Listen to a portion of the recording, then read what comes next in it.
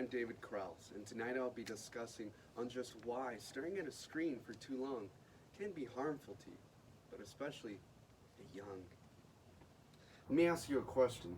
Has your parent ever told you in your lifetime, keep staring at that screen and you'll go blind? Or, my personal favorite, don't you get tired of that thing? Well, studies show that they may be onto something.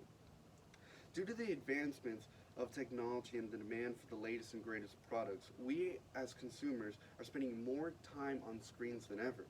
Which begs the question, is staring at a screen for too long harmful for us? But most importantly, can it be detrimental towards the developing mind of, say, a child? Those that have younger siblings must know that their brothers and sisters have mandatory online meetings that range from 1 to 4 hours to even more. So do us college students, but our hours can be a little bit more flexible. But nevertheless, I think someone like me, a college student, would know a little bit about spending too much time on the computer for school. I mean, heck, my math class from Mondays, Wednesdays, and Fridays are 5 hours long. We do get a break though, so I guess that counts. I'll be discussing how children are spending more time on screen than ever. Staring at a screen for too long can result in harmful physical, mental, and social consequences. Parents need to create rules to reduce screen time as well as promote a healthier life for their children. Parents in the U.S. should limit and or control their children's screen time. Now, let me tell you about this problem that's affecting all of us, but especially the young. Studies conducted by the CDC and the Mayo Clinic Health Systems show that children in the U.S. ages 8 through 18 are spending more than 7 hours a day on screens for entertainment purposes. And 4.5 of those hours are spent watching TV. And over a year, that adds up to 114 full days of watching a screen for fun. I found that most studies only account for the hours children spend on screens for entertainment. They do not include the time they spend on the computer, at school, for educational purposes, for homework. Considering students' only access to education these days are through online school, students are spending more time on their screens than ever. And according to Hannah Hudson, the editorial of WeTeachers.com, she states that students should not have to spend 8 hours or less, close to 8 hours, for schooling at home during the COVID-19 outbreak. Now that we have addressed this problem, let me explain further into why this is harmful.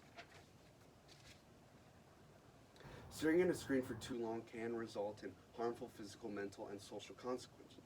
And according to Dr. Gadi Lazak of the Mehadet Health Services, Jerusalem, Israel, excessive screen time is associated with poor sleep, risk factors for cardiovascular diseases such as high blood pressure, obesity, low ADHL, cholesterol, poor stress regulation, insulin resistance, impaired vision, and reduced bone density.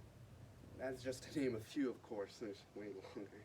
Not to mention the psychological effects, which Dr. Lizak has also stated, being poor sleep, depression, suicidal thoughts, digital device night and use of mobile phone dependency, early and prolonged exposure to violent content is also the link for risk of antisocial behavior and decreased pro-social behaviors. The psychological neural effects being that addictive screen time use decreases social coping and involves craving behavior which resembles substance dependence behavior. Brain structural changes related to cognitive control and emotional regulation are associated with digital media addictive behavior. You're becoming addicted to look at these screens all day.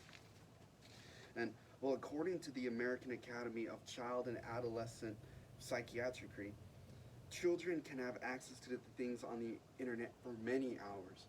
That may negatively affect them, of course. Now, say you were a parent. Would you want your child to have more time on the internet to see things like violence, at risk behaviors, videos of stunts or challenges that might inspire unsafe behaviors, sexual content, negative stereotypes, substance abuse, cyberbullies, and predators? Advertising is aimed at children most times, and misleading or inaccurate information could really corrupt them.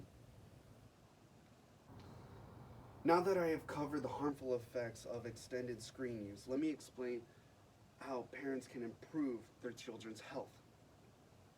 Parents do need to create rules to reduce screen time, as well as promote a healthier life for their children. And according to the Let's Move online initiative, parents and caregivers should set rules that reduce screen time by limiting the amount of time children spend on the computer, watching TV, playing video games, at least by 2 hours a day. The time spent in front of a screen could be better spent being more physically active. Or if you're in front of a screen, maybe you can be more physically active. You could stretch, you could practice yoga poses, walk on a treadmill, or lift weights. Also, some other rules created by the Mayo Clinic Health System say that no screen time whatsoever for children under 2. 1 hour a day for children 2 to 12, and again 2 hours a day for teens and adults. If parents do make rules on screen use and promote exercising, then the health of children will be greatly improved, and I think our futures will thank us. As I said, parents in the U.S. should limit and or control their children's screen time. And in conclusion, children are spending more time on their screen than ever. Staring at a screen for too long can result in harmful physical, mental, and social consequences. Parents need to create rules to reduce screen time as well as promote a healthier life for their children. And come on, everyone. I know that they came out with the Xbox X and the PS5, but we don't need to be attached to it. We spend too much time on our phones, scrolling through Insta, and reacting to the first scandal we see, without even knowing the whole details. That's not good for anyone. Let's all act as a positive role model for our siblings and the younger generations. Let's put down the screens together. Thank you.